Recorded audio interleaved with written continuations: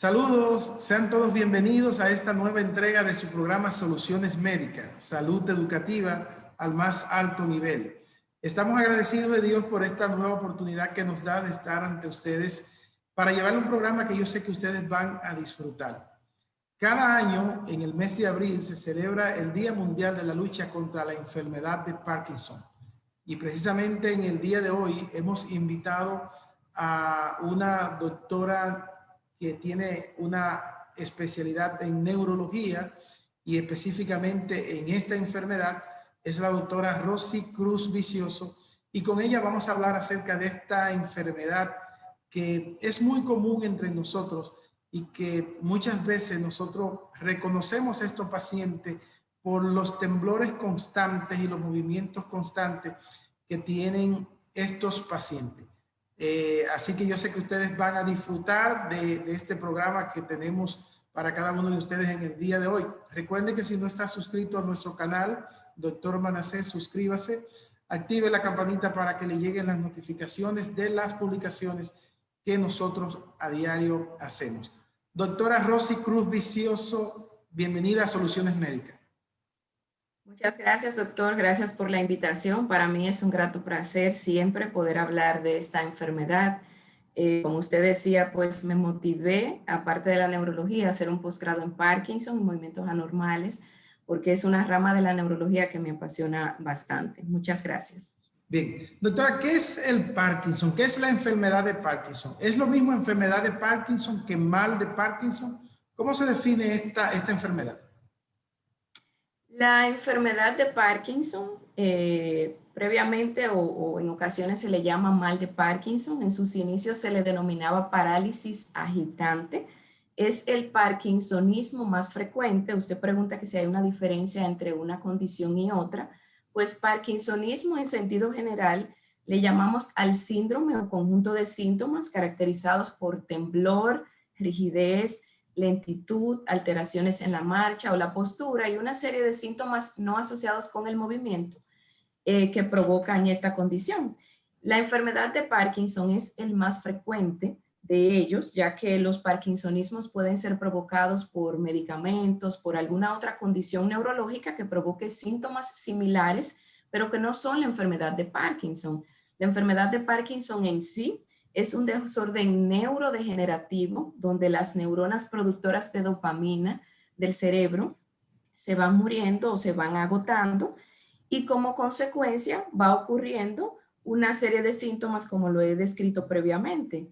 Es un desorden, como decía, neurodegenerativo, viene siendo el segundo más frecuente. Primero está la enfermedad de Alzheimer, pero se amenaza que para las siguientes décadas probablemente la enfermedad de Parkinson se convierta en la primera enfermedad neurodegenerativa, superando la enfermedad de Alzheimer. Es crónica, es progresiva, o sea que inmediatamente un paciente empieza a padecer esta enfermedad, va avanzando en el día a día producto de esa muerte celular progresiva y los síntomas van progresando y empeorando en el tiempo. Ok, ¿qué está pasando en la humanidad, doctora? Porque antes eran muy escasos estos pacientes de Parkinson y quizás, aunque no teníamos los métodos diagnósticos para hacer la enfermedad, no menos cierto es que el hecho de tú ver personas con este tipo de movimientos anormales ya te hacía pensar en que el paciente tenía Parkinson, pero como que ahora es mucho más frecuente y ya usted nos acaba de dar unos datos estadísticos ahí de que va a desplazar enfermedades que son tan comunes como el Alzheimer. ¿Qué ha pasado con esto? ¿Qué está pasando? ¿Y qué ha provocado que tengamos un aumento de enfermedad de Parkinson en el mundo? Pues la enfermedad, doctor, es de carácter esporádico, no hay una causa en sí por sí sola en el 90% de los casos, solo hay un 10% que es genético. Ese 90% que usted cuestiona, que es por qué va a aumentar en el tiempo, pues podríamos decir que hay ciertos factores que se relacionan, que aumentan el riesgo de desarrollar la enfermedad. Dentro de esto, por ejemplo, los agentes ambientales, los tóxicos, la exposición a alimentos, por ejemplo, ciertos derivados que se le colocan a la leche para preservarla, El trauma de cráneo a repetición son de los factores que aumentan este riesgo. Exposición a virus, por ejemplo, el COVID-19, el SARS-CoV-2, se sabe que afecta las células relacionadas con los receptores AC2 y de hecho los especialistas en movimientos anormales tenemos como en la mira que en los próximos años, luego de exposición a este virus y otros también que nos exponemos a lo largo de toda la vida, aumentan el riesgo de desarrollar la enfermedad. También de otras sustancias que consumimos, por ejemplo, las personas que trabajan en agricultura, los traumas de cráneo a repetición son factores que se cree que aumentan el riesgo. Por ejemplo, de ahí está el caso muy conocido del boxeador, del gran boxeador Muhammad Ali, Muhammad que Ali. fue uno de los grandes conocidos que tuvo la enfermedad y aunque no todo el que se exponga a trauma craneoencefálico va a desarrollar la enfermedad, se sabe que por genes propios de cada individuo, que son genes como de riesgo, si nos exponemos a ciertos agentes ambientales o condiciones neurológicas, tenemos mayor riesgo de desarrollar la enfermedad, ya que solo un 10% de esta condición es de causa heredada, o sea, por genes que adquirimos, ya sea de papá o de mamá, y nos aumentan el riesgo de desarrollar o nos pueden predisponer en sí a desarrollar la enfermedad. Es una enfermedad que es más frecuente en mayores de 65 años, pero cada década que vamos envejeciendo por encima de los 65, dígase que ya, por ejemplo, pues por encima de los 80, el riesgo de desarrollar la enfermedad por encima de 65 viene siendo como un 0.3, menos de un 1%, y va aumentando y ya por encima de los 80 años puede superar el 3% de desarrollar esta condición. Bien, entonces, hombres o mujeres, ¿cuáles son, a quiénes afecta más? Bien, parece que tenemos un poquito de problema con la señal. Recuerden que estamos llegando a través de esta plataforma digital. Vamos a dar tiempo de que la doctora pueda estar de nuevo conectada. Esta enfermedad, señores, es un verdadero problema cuando aparece en el seno de la familia. Hay una preocupación general por parte de la familia cuando esto ocurre y de verdad que hay que ver cómo ese equipo multidisciplinario. ¿La tenemos de nuevo con nosotros, doctora? Y por aquí estamos. Está de nuevo aquí, bien, excelente. Estaba hablando, doctora, cuando se interrumpió un poquito la transmisión, acerca de cómo y quiénes son más afectados, si el hombre o la mujer, y cuál es el impacto que tiene en la familia cuando un paciente se determina con enfermedad de Parkinson. Es más frecuente en hombre la enfermedad, casi lo duplica en comparación con la mujer. Decía que es más frecuente en mayores de 65 años, pero siempre trato de aclarar que el Parkinson puede afectar a cualquier edad.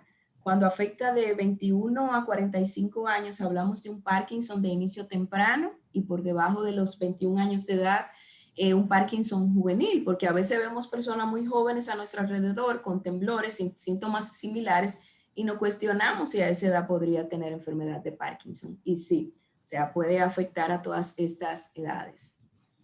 Doctora, ¿cuáles son los síntomas tempranos de un paciente con enfermedad de Parkinson? Particularmente algunos casos que me han tocado muy de cerca.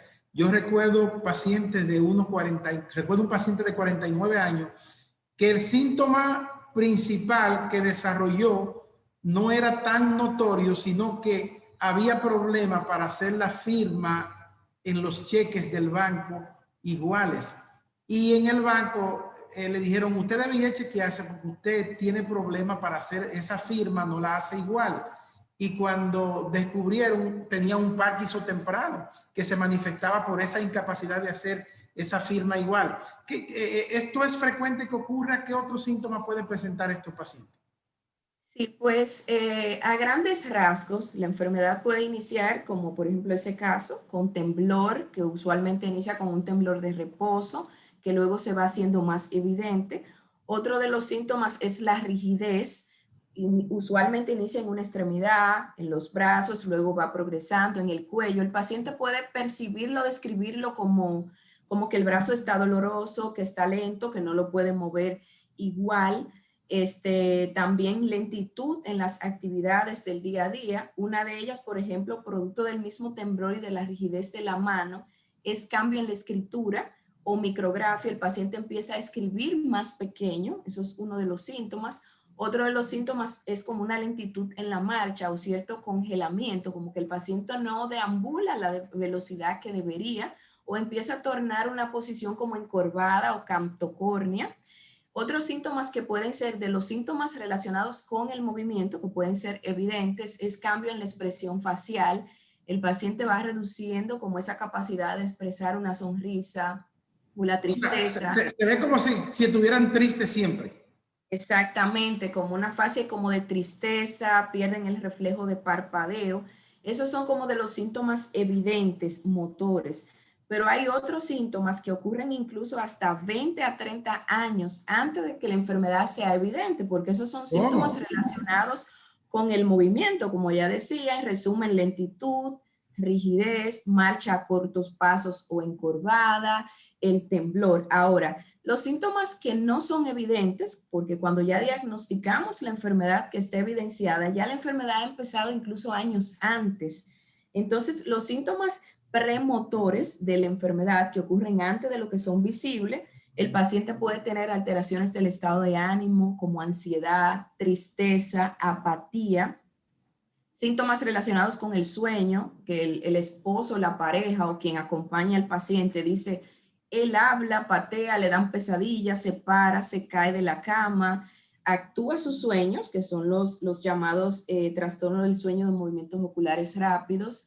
El paciente puede tener alteraciones de las vías digestivas, como un retardo en el vaciamiento gástrico, estreñimiento, en el hombre impotencia sexual o en la mujer pérdida como el interés por las relaciones sexuales, ideación suicida incluso puede tener el Sí. paciente cuando tiene síntomas depresivos muy severos y manifestaciones cardíacas. Y todos esos síntomas, en ocasiones el paciente viene manifestándolo como unos 5, 10 años, incluso más, y no sabe que es una enfermedad de Parkinson y ya cuando se diagnostica, la enfermedad empezó incluso, como le decía, por décadas previas. Entonces, doctora, en base a esos síntomas previos que se pueden estar presentando, usted mencionaba hasta 30 años antes, ¿podríamos decir que el Parkinson es una enfermedad que se podría prevenir o que podríamos retardar su aparición? No, lamentablemente, hasta el momento no hay nada que retrase la aparición de la enfermedad ni que la detenga. Hay terapias emergentes, la llamamos, que buscan como si fuera manipular esas células o ese agregado de una proteína anormal o patológica, o por así llamarla en sentido general tóxica, que se acumula en esa área del cerebro donde se produce, se libera la dopamina, que es la alfa-sinucleína. Entonces hay ciertos fármacos o terapia génica o modificadora de la enfermedad que busca evitar esa toxicidad en esas neuronas para evitar que se mueran y que en el paciente que ya tiene la enfermedad podamos detenerla, y en aquellos que todavía no la han desarrollado, que como le decía, es difícil porque el paciente todavía no tiene una enfermedad motor evidente y pueda que no lo sepa. Entonces, lo que se hace es que en personas que se sabe que tienen el riesgo de desarrollar la enfermedad porque tengan un papá o una mamá que porten un gen que transmita la enfermedad, entonces tratar de empezar a tratar a esa persona luego que se determine que posee ese gen y que va a desarrollar la enfermedad a lo largo del tiempo. Pero hasta la actualidad, en personas que tienen la enfermedad o que la vayan a desarrollar, no hay un medicamento que la detenga. En eso luchamos en el día a día, pero hasta el momento no lo hay.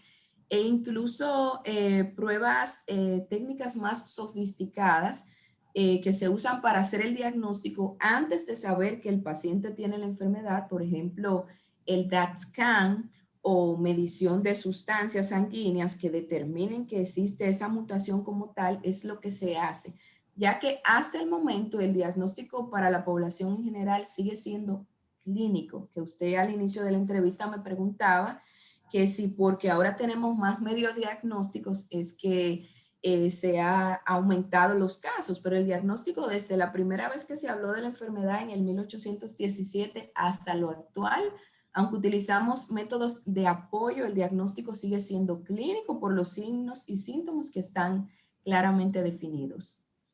Usted es especialista en enfermedades y trastornos del movimiento.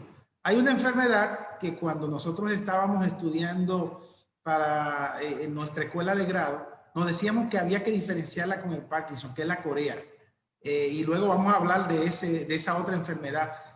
¿Cómo hacemos el diagnóstico diferencial entre corea y Parkinson? Realmente los pacientes con enfermedad de Parkinson no inician con movimientos coreicos. La corea se describe como un movimiento como balístico, involuntario, que el paciente puede hacer como contorsión de la mano, de la cabeza y de cierta extremidad. Ahora bien, Es más el brusco, es paciente un momento más brusco el de la corea. exacto, porque lo que pasa es que la corea pertenece a los trastornos hipercinéticos o donde hay un exceso del movimiento y la enfermedad de Parkinson a los trastornos hipocinéticos Ok. o reducción del movimiento. Ahora bien, muy buena su pregunta.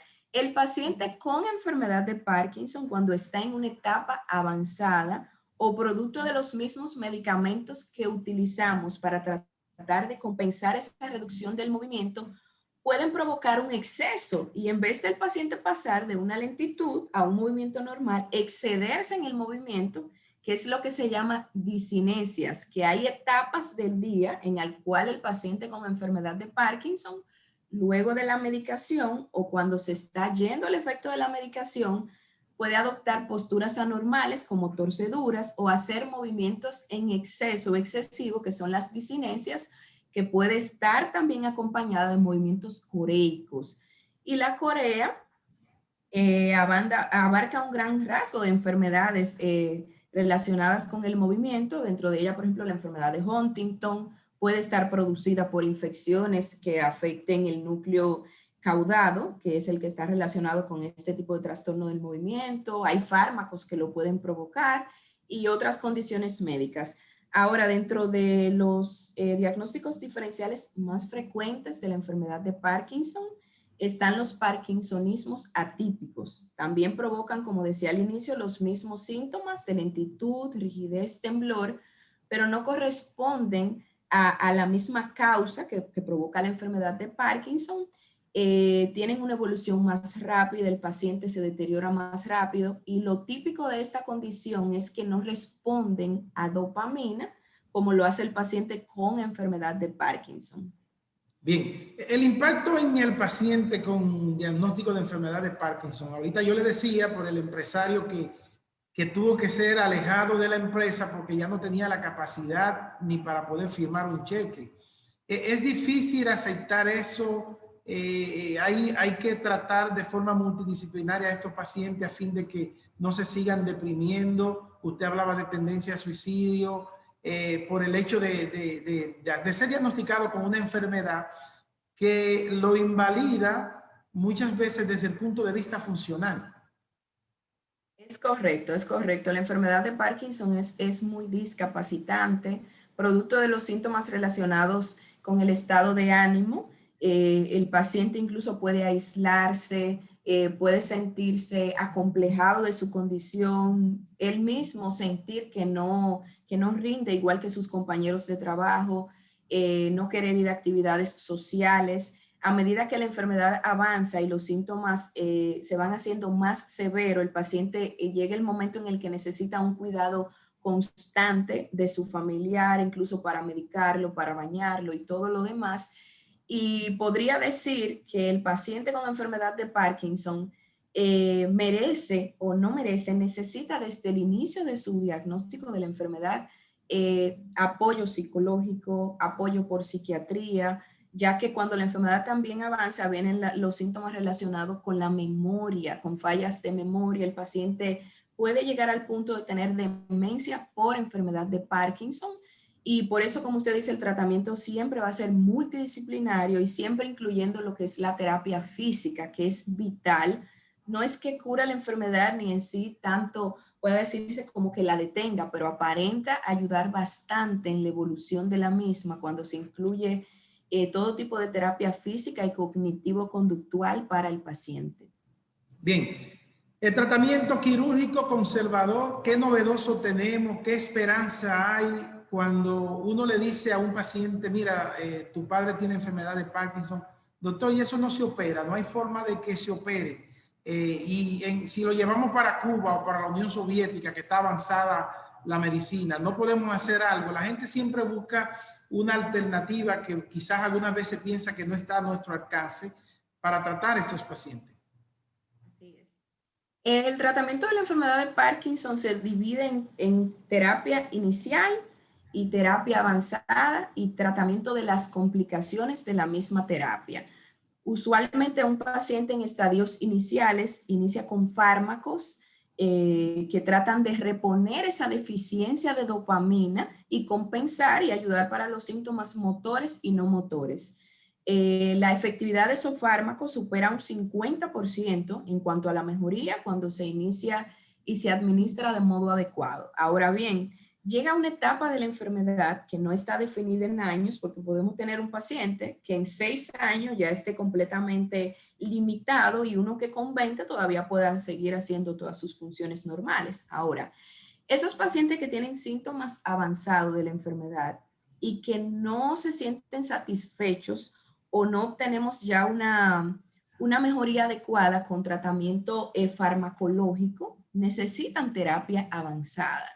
Y dentro de esas terapias avanzadas, lo que buscan es mantener un estímulo de dopamina de modo continuo, porque llega un momento que el medicamento hace efecto, como dice el mismo paciente, me mejoro, pero solo por 1 hora, 2 horas o 30 minutos. Entonces, lo que buscan las terapias avanzadas es esa estimulación de dopamina, mantenerla de modo continuo, incluso evitando como esa subida y bajada que se da al ingerir el fármaco mientras entra el efecto y sale el efecto del cuerpo, hace que el paciente se deteriore bastante y se limite. Esas terapias avanzadas lo que buscan es una estimulación de dopamina de modo continuo. Esas terapias hay 3. A grandes rasgos está lo que es la cirugía, como usted dice, que consiste en lo que es la estimulación cerebral profunda. Contamos con esta en el país, no tenemos que irnos a otro lugar para adquirirla. Es una terapia que es efectiva y cuando el paciente es elegido adecuadamente promete bastante. Lo que consiste es en la colocación de 2 electrodos que van a la profundidad de un núcleo del cerebro que trata de mantener como modulado o controlado los movimientos. Esos electrodos se colocan en la profundidad, se unen a un cable que va por debajo de la piel y se coloca como si fuera una especie de marcapasos donde los especialistas podemos como ajustar y a medida que la enfermedad avanza, ir controlando los síntomas y así funciona como si fuera una especie de marcapaso cerebral. Siempre el paciente sigue tomando fármacos, pero cuando se opera, esos fármacos se reducen incluso por debajo de un 50% y los síntomas van a mejorar el porcentaje de mejoría que nos arroje una prueba que hacemos antes de elegir al paciente. Otras terapias innovadoras y avanzadas, todavía no la tenemos aquí en el país. Una es una infusión como continua de una sustancia llamada apomorfina, que es un agonista de 3. Se coloca así como hay bomba, por ejemplo, para insulina. Y para el dolor. Cutáneo, pero no es para el dolor, sino es un agonista de la dopamina. De la dopamina, ok. Para dar el efecto de la dopamina, pero de modo continuo. Mientras el paciente esté despierto durante todo el día haciendo sus actividades, él tiene como si fuera una especie de cartucho que va como con una pequeña bomba liberando apomorfina y los síntomas del Parkinson, el paciente lo va a tener controlado durante todo el día. Y otra es la colocación como si fuera una especie de sonda por el duodeno o una duodenostomía, que libera una sustancia que es equivalente a dopamina, pero como en gel, y se está liberando durante todo el día. Esas son las 3 terapias así a grandes rasgos. Como decía, aquí contamos con la cirugía.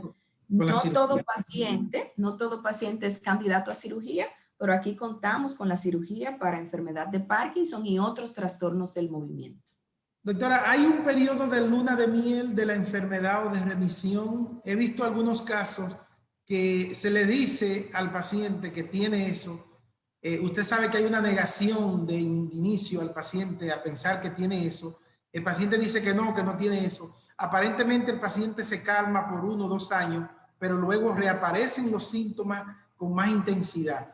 ¿Existe esa remisión? ¿Existe ese periodo de luna de miel con la enfermedad que da la apariencia de que el paciente pudo haberse sanado o que en sí no tenía eso?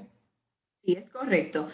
El periodo de luna de miel varía entre un paciente y otro y llamamos periodo de luna de miel porque el paciente, aún con dosis muy bajas de fármacos, dopamina directamente o un agonista de la dopamina o precursores de esta, con poquita dosis se siente fenomenal. Puede llevar una calidad de vida prácticamente normal, puede ir de unos 3 a 4 años, en algunos pacientes puede variar en el tiempo.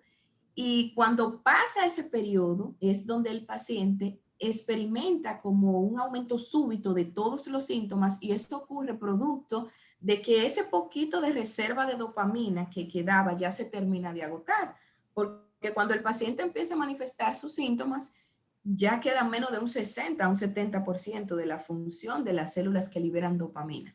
Entonces ya como ese poquito, 40-30, al pasar el tiempo, el paciente nota el declive de la función de la dopamina y ahí decimos que se agota el periodo de luna de miel, entonces empieza a avanzar la enfermedad y empiezan las fluctuaciones de la enfermedad. Bien, en base a algunos de la presunción que se tiene de los factores que pueden hacer daño, ¿qué puede hacer uno? Usted hablaba de la exposición a ciertos tóxicos, agroquímicos, sustancias preservantes para la leche, por ejemplo, que es un alimento de uso masivo.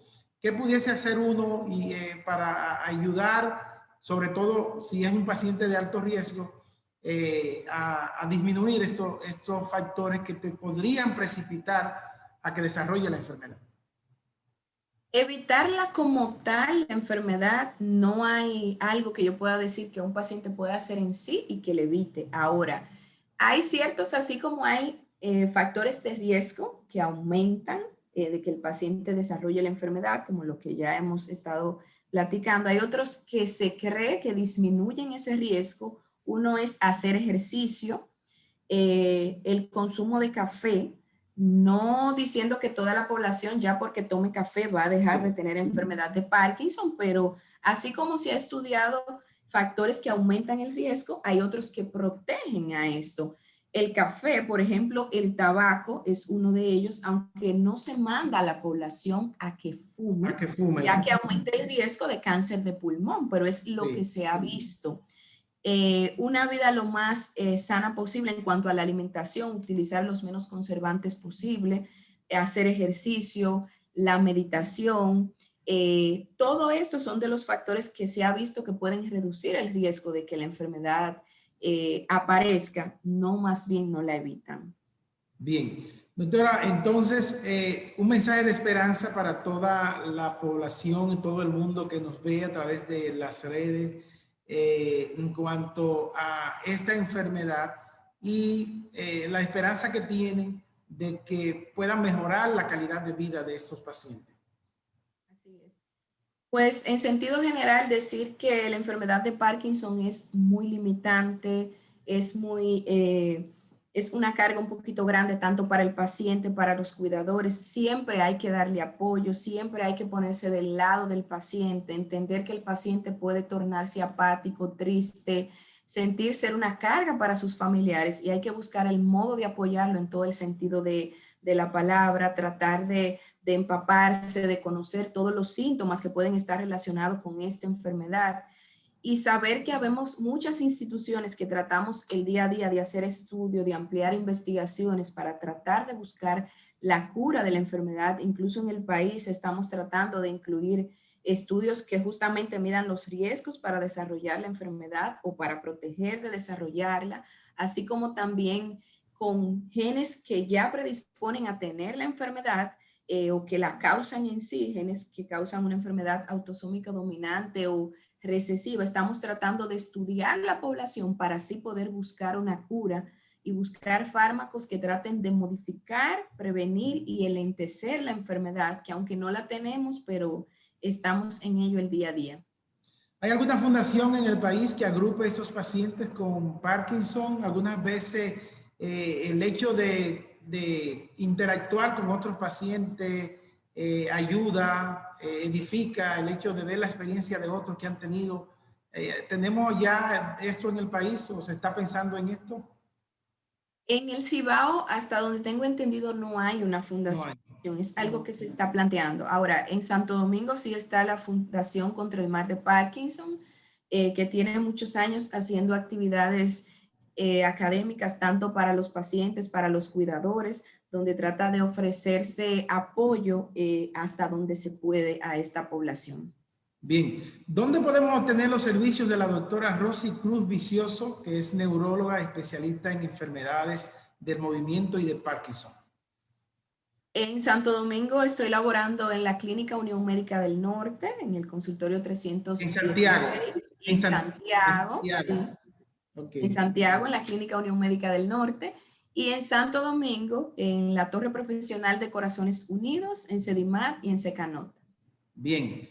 Señores, agradecemos a la doctora Rosy Cruz Vicioso, neuróloga con una alta especialidad en enfermedades del movimiento, en Parkinson, quien nos ha acompañado durante este día y de forma magistral nos ha edificado acerca de esta enfermedad y nos ha traído una luz en el camino, al final del camino, acerca de las terapias modernas que existen, incluyendo este procedimiento novedoso de estimulación que se hace a través de cirugía para mejorar los pacientes que califiquen con esta enfermedad. Así que gracias, doctora. En otra ocasión la vamos a invitar de nuevo para que esté con nosotros desarrollando otros temas que son de interés para toda la población que nos sigue. Gracias y gracias a ustedes por la atención que cada domingo nos dispensan en su programa Soluciones Médicas.